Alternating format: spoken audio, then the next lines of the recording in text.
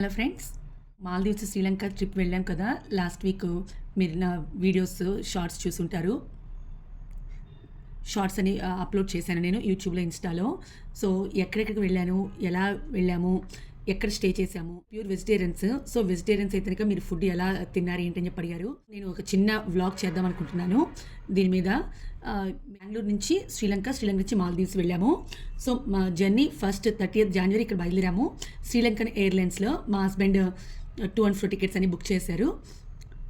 So ఇవి tickets అండి, Sri Lanka airline tickets. So 30th January మేము ఇక్కడ నుంచి స్టార్ట్ అయ్యాము.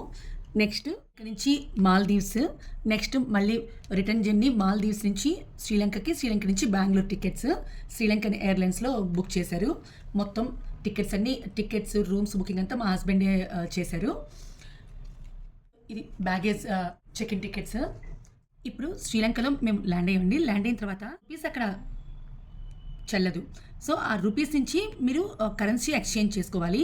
సో మీరు ఎయిర్పోర్ట్లోనే కరెన్సీ ఎక్స్చేంజ్కి చాలా ఆప్షన్స్ ఉన్నాయి. వరుసగా ఒక 6-7 బూత్స్ ఉంటాయండి కరెన్సీ ఎక్స్చేంజ్కి. సో ఇప్పుడు ఫర్ సపోజ్ ఇక్కడ చూడండి, మేము ఆ రోజు ఫస్ట్ 6,200 రూపీస్ మన ఇండియన్ కరెన్సీ ఎక్స్చేంజ్ చేస్తే మన Indian currency 1 rupee 3.13 Lankan rupees కింద ఎక్స్చేంజ్ అవుతుంది. సో మనం 1 రూపీ అక్కడ 3.13 రూపీస్ అవుతుంది.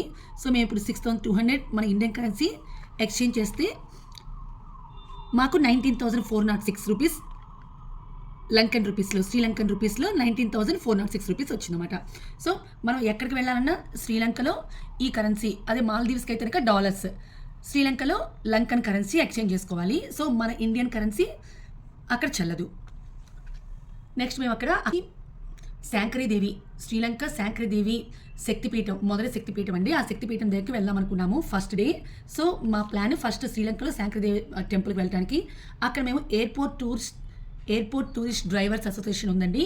సో ఇవి కూడా మీకు ఆ టూరిస్ట్ ట్రావెల్స్ వరుసగా ఒక 6-7 ఆప్షన్స్ ఉంటాయి. సో మీరు రేట్స్ బార్గెన్ చేసుకోవచ్చు. సో మాకు రౌండ్ ద ట్రిప్ ఒక 13 hours పట్టిందండి. సో మేమిద్దరమే ఒక క్యాబ్ మాట్లాడుకున్నాము, ఆ క్యాబ్లో వెళ్ళొచ్చాము. టోటల్ శ్రీలంక ఎయిర్పోర్ట్ నుంచి శాంకరీదేవి టెంపుల్కి వెళ్ళి మళ్ళీ బ్యాక్ టు శ్రీలంక ఎయిర్పోర్ట్కి టోటల్ 13 hours జర్నీ పట్టింది. బట్ ఆ దారిలో వెళ్ళేట్లయితే వెజిటేరియన్ హోటల్ అయితే ఏమీ కనిపించలేదు ఆప్షను. మధ్యలో ఒక హోటల్ డ్రైవర్ని అడిగాము. సో మధ్యలో మమ్మల్ని ఒక హోటల్ దగ్గర తీసుకెళ్లారు. అదే ఆ ప్లేస్లోనే అట్లీస్ట్ ఒక వెజ్ ఐటమ్ దొరుకుతుందని చెప్పి అన్నారు. ఆ హోటల్ పేరు కూడా ఇక్కడ మీకు అటాచ్ చేస్తాను, కేఫ్ అమాకి. ఇక్కడ మేము రైస్ అండ్ దాల్ తీసుకున్నామండి, మా కోసం స్పెషల్గా చేశారు. లేదంటే అక్కడ ఆప్షన్ అయితే లేదు. దాని తర్వాత నెక్స్ట్ మేము శ్రీలంక బ్యాక్ రిటర్న్ వచ్చేసాము. నెక్స్ట్ ఆ రోజు నైట్ శ్రీలంకలో స్టే చేసాము. నెక్స్ట్ డే ఎర్లీ మార్నింగ్ మేము మాల్దీవ్స్కి వెళ్ళాము. సో మాల్దీవ్స్లో 3 days పర్ల్ షైన్ అని చెప్పని, గుల్హి ఐలాండ్లో పర్ల్ షైన్ అని చెప్పని అక్కడ స్టే చేసామండి. అంబియన్స్ చాలా బాగుంది. సో అక్కడ మాకు వాళ్ళు మార్నింగ్ బ్రేక్ఫాస్ట్ ఆప్షన్ తీసుకున్నాము. బ్రేక్ఫాస్ట్లో మా కోసం అని చెప్పని వాళ్ళు వెజిటేబుల్స్తో, రోటీ విత్ వెజిటేబుల్స్ బ్రెడ్ ఇచ్చారండి. సో మేము జామన్ సాస్తో బ్రెడ్ అండ్ చాకోస్ ఇచ్చారు, మిల్క్లోకి chocos, bread and roti with sabzi. So ఆ 3 days బ్రేక్ఫాస్ట్ అలా చేసాము. నెక్స్ట్ లంచ్ డిన్నర్ ఎలా ప్లాన్ చేసామనేది నా ఇంకో షార్ట్లో పెట్టాను, ఇంకో రీల్లో పెట్టాను. దానిలో చూడండి మీరు ఎలా ఫుడ్ ప్లాన్ చేసుకున్నాం అనేది. మేము మాల్దీవ్స్ ఎయిర్పోర్ట్లో జస్ట్ గుర్తుగా ఉండడం కోసం అని చెప్పని, మా పిల్లల కోసం అని చెప్పని షర్ట్స్ తీసుకున్నాము. సో ఆ షర్ట్స్ ఇలా డ్యూటీ ఫ్రీ ఉంటుంది కదండి ఎయిర్పోర్ట్లో. సో ఆ డ్యూటీ ఫ్రీలో మేము షర్ట్స్ తీసుకున్నాము, గుర్తు కోసం అని చెప్పని షర్ట్స్ తీసుకున్నాము కదా.